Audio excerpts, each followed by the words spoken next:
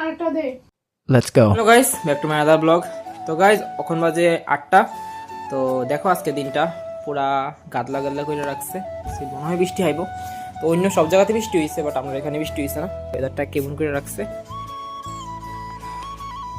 তো অ্যাকচুয়ালি এটা এমন ওয়েদারটাও করলে ভালো লাগে, ঠান্ডা ঠান্ডা ভাব।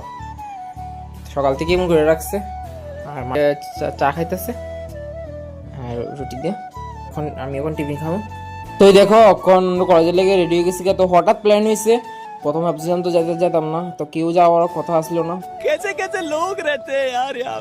তো হঠাৎ সবাই যাইবো, প্র্যাকটিক্যাল আজকে হইব, যার কারণে দেখো কলেজে যেতেছি গা। তো কলেজে আইছি, কলেজে মেজর ক্লাস শেষ আমরা, তখন মাইনর ক্লাস করতে আইছি।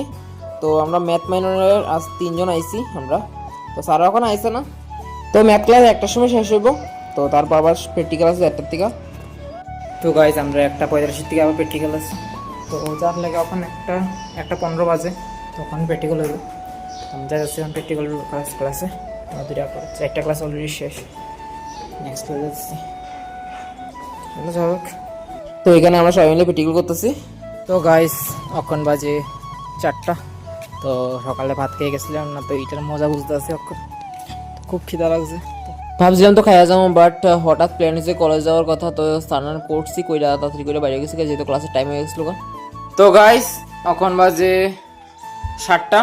তো আমি এখন টিফিন খামো। তো আজকে মা আলুর দম রান্না করছে, তো টিফিনে খামো রুটি।